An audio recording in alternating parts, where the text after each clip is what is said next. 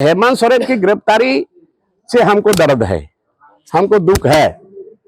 वो हमारा भतीजा टाइप का एक लड़का जो था, हमको बराबर चाचा चाचा बोलते थे। और मैंने उनको शुरू में ही कहा था, जिस समय मैंने न्यूज 18 में मैंने बोला था पंकज मिश्रा के बारे में, उस समय हमने कहा था, तो उन्होंने हमको दूसरे दिन तलब किया, बुलाए हमको अपना चैम्बर में, और उन्होंने कहा क्या क्या चाचा बोलते रहते हैं, विपक्ष को मौका मिलता है। मैंने कहा देखिए, मैं गुरुजी की बदनामी और आपकी बदनामी को मैं बर्दाश्त नहीं कर पाऊंगा।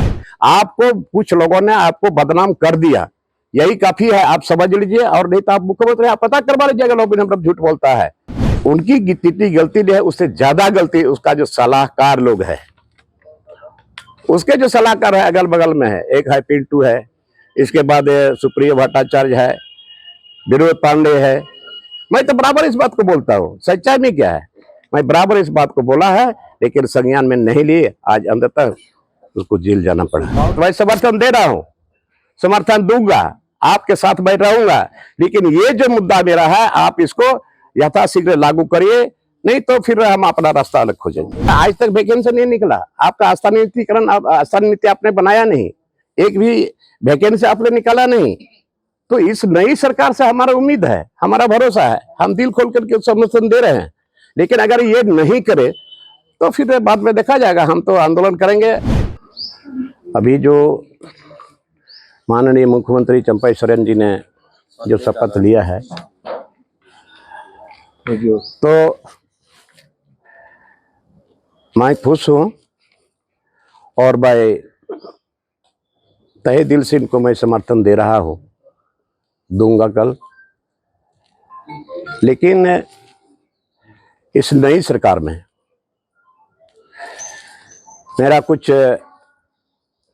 ऐसा मुद्दा है जो हम शुरू से यहाँ सदन के अंदर बोलते रहे। सबसे पहले तो ये झारखंड सरकार, पूर्व मुख्यमंत्री माननीय हेमंत सोरेन के द्वारा जो छत्तीसगढ़ का शराब मॉडल, शराब बेचने का काम इन्होंने शुरू किया, और उस दिन मैंने विधानसभा के अंदर में इसका विरोध किया था गुरुजी के सम्मान में। और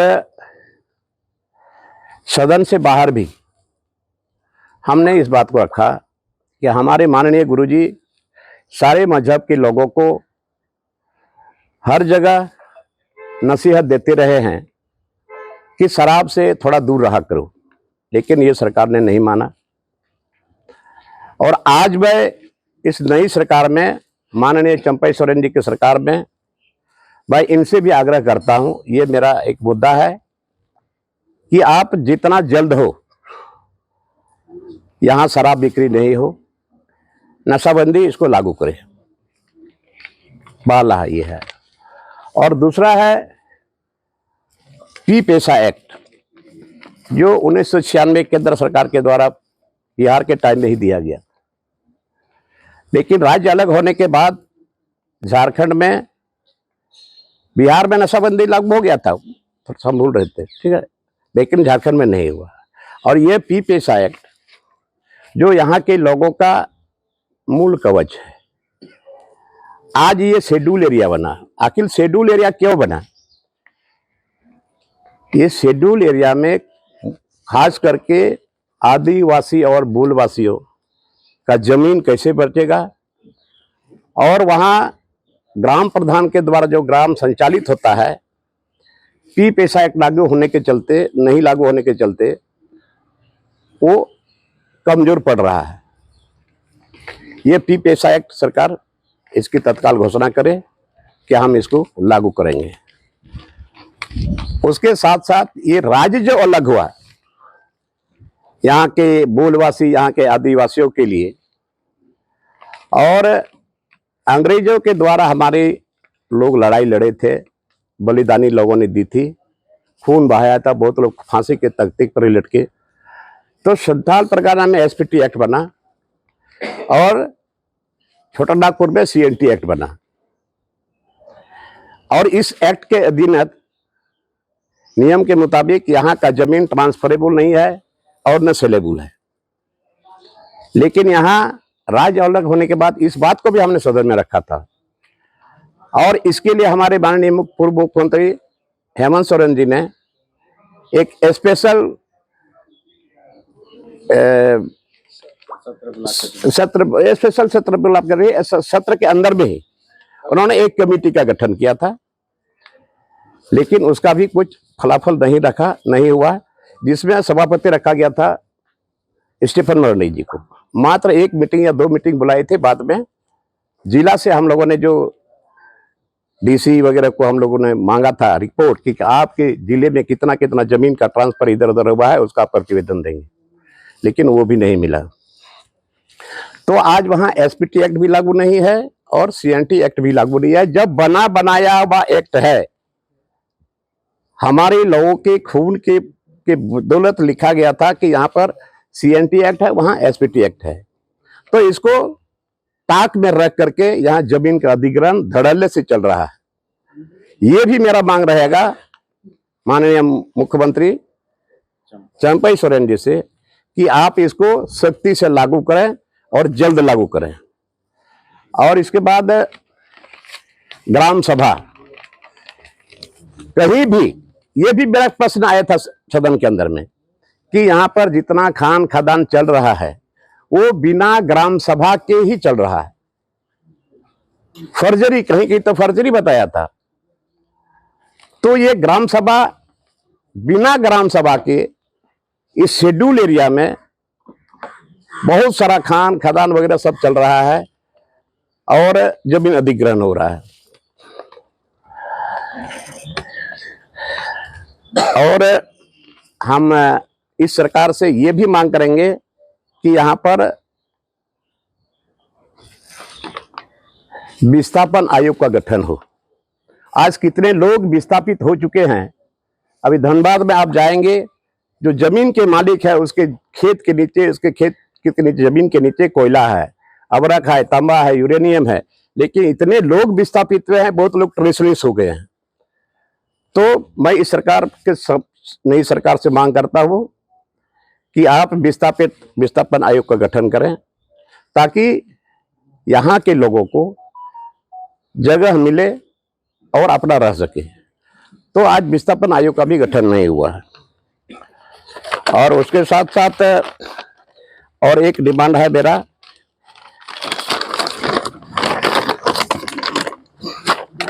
यहाँ के जो आदिवासी और मूलवासी का जो जमीन है, लोग लड़ाई लड़ रहे हैं न्यायालय में, तो वैसे वैसे लोगों को चिन्हित करें और इसका इस स्पेशल कोर्ट बनावे ताकि यहाँ के लोगों को राहत मिल सके। गरीब बेचारे हैं, लोअर कोर्ट में जीत जाते हैं, लेकिन पैसे वाले लोग सिर्फ हाई कोर्ट चले जाते हैं और हाई कोर्ट के बाद फिर सुप्रीम कोर्ट चले जाते हैं। गरीब के पास पैसा नहीं है, वो बेचारे थक जाते हैं, वो लड़ाई जो करती है उसका ठंडा पड़ जाता है। और ये जल जंगल जमीन कैसे बचेगा? आज जंगल लूट रहा है, नदी नाला लूटा रहा है, बर्बाद हो गया सब जगह। ये सरकार से हम मांग करेंगे, इस मुद्दों को आप यथाशीघ्र लागू करिए और नहीं तो ये मेरा आंदोलन जारी रहेगा।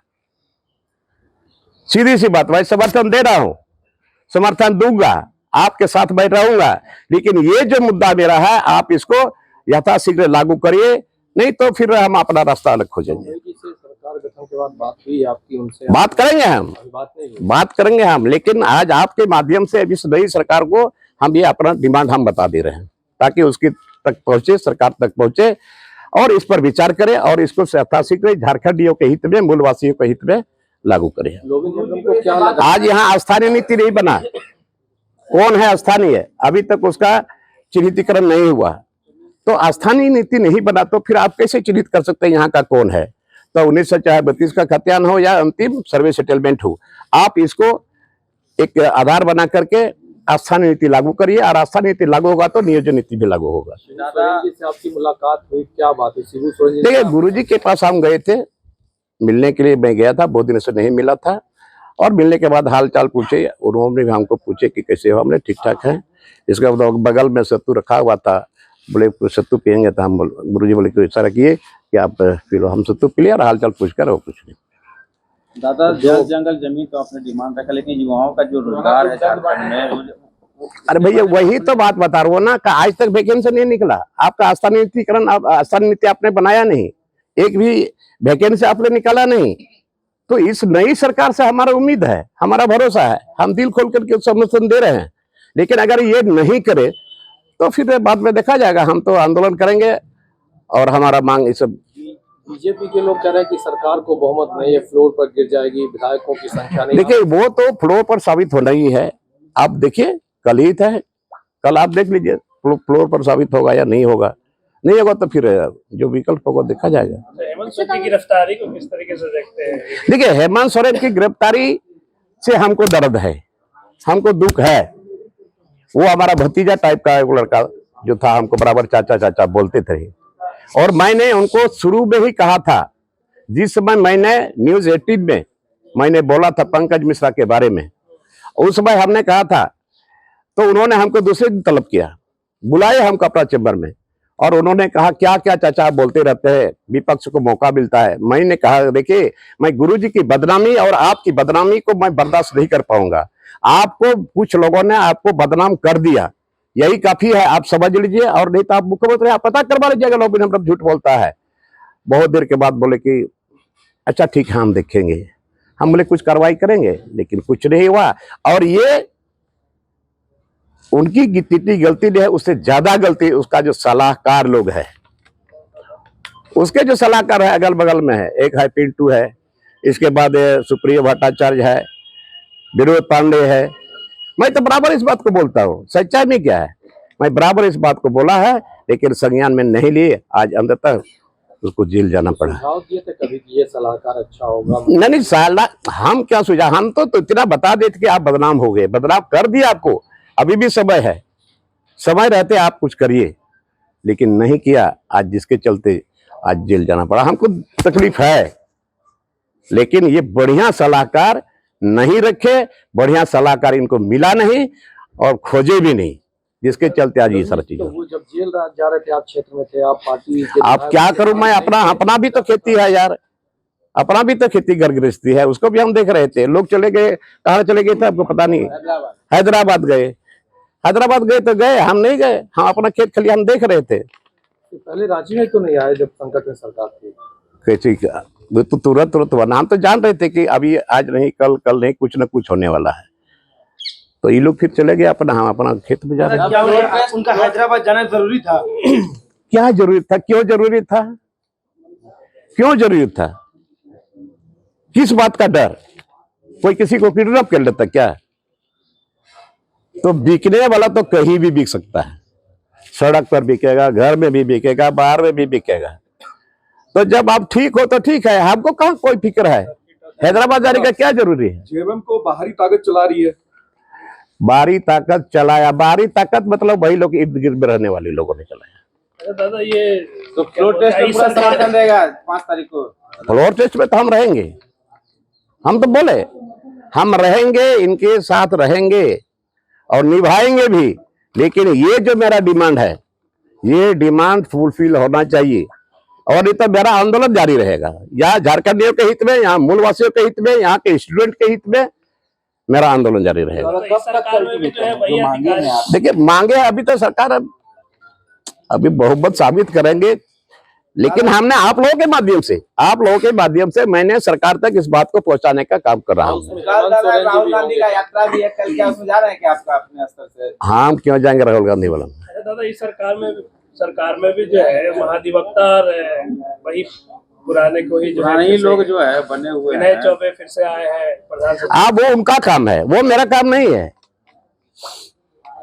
अच्छा दादा ये बताइए, मंत्रिमंडल में कुछ फेरबदल चाहते हैं या ठीक है? देखिए उनका काम है, नहीं आपकी चाहत, आपकी सलाह, देखिए वो अपना चुन के ले, बढ़िया आदमी को ले चलाए बढ़िया से, ठीक जो है वो ठीक नहीं है। है वो है क्या है ना, वो उसका तर्जुमा करेंगे ना। मंत्री बनना चाहते हैं? नहीं नहीं चाहते। नहीं क्या आप चाहते हैं? चर्चा आई कि लोग करें संथाल से किसी को क्यों नहीं? वो हम विचारेंगे ना, लेकिन इच्छा नहीं है, आपका इच्छा नहीं है? अभी कुछ हुआ ही नहीं यार, कोई घोषणा हुआ ही नहीं है। कौन सा पोर्टफोलियो उसका आपको लालच नहीं है। बात को इधर मत ले जाइए पंडित जी। अच्छा, क्या लोबिन हेम्ब्रम को इस बात का भी डर है कि बजट सत्र जी। जो संभवतः 23 तारीख से होने वाला है, बजट सत्र में भी हर दिन सरकार को बहुमत साबित करना होता है, मनी बिल गिर जाता है, बिल्कुल तो बिल्कुल बिल्कुल बिल्कुल। उस दौरान भी विधायकों को इसी तरीके से सर्किट हाउस में रखा जाए, या आपको लगता है कि अब कोई जरूरत सर्किट हाउस में कौन रखने वाला? हम तो जाएंगे रोज, हम तो डेली जाएंगे। हम क्यों सर्किट हाउस जाए? हम क्यों हैदराबाद जाए? मैं विधायक हूं, मैं जनप्रतिनिधि हूँ। हाउस चलेगा मैं हाउस में रहूंगा, हाउस नहीं चलेगा फिर अपना काम धंधा में रहेंगे हम। गुरुजी से मिलकर क्या डिमांड किया? देखिए, गुरुजी से बहुत दिनों से आप नहीं मिले थे, इच्छा थी, बट ये हुआफो की स्थिति में तो ठीक भी नहीं लग रहा था। मैं शाम में आया और आज मैं गया गुरुजी से, बिना बुलावे मैं गया, क्योंकि मैं गुरुजी का शिष्य हूँ, गुरुजी का चेला हूँ। मैं गुरुजी से मिला, बातचीत हुई, आप कैसे हैं, आप कैसे हैं, कैसे खाना वाना खा रहे हैं, खाले हाथ रो हिला दे, ठीक है। बगल में सत्तू रखा हुआ था, वो बोले कि पियोगे? हम सत्तू पिए और हलचल लेकर के फिर हम निकल गए, इतनी। अच्छा, आप एक एडवाइस दीजिए कि कौन सा काम मुख्यमंत्री को सबसे पहले करना चाहिए? सबसे पहले यहाँ पर एसबीटी एक्ट, सीएनटी एक्ट को सख्ती से उतारे, और यहाँ जो सरकार जो शराब बेच रही थी, सरकार शराब न बेचे, गुरुजी का सम्मान बचा हुआ रहे। शराब पूर्ण शराबबंदी मांग कर रहे हैं, या सरकार नहीं बेचे, कंपनी बेचे तो बेचे? सरकार नहीं बेचे, अच्छा, जैसे पूर्ववर्ती सरकार ने बेचा अपने से। हाँ, ठीक ठीक है, हाँ, ये दो काम होना चाहिए। ये दो काम होना चाहिए, एसपीटी एक्ट, सीएनटी एक्ट, हस्तांतरण नीति, नियोजन नीति और PPSI। The followup.in. Like, share, and subscribe. www.thefollowup.in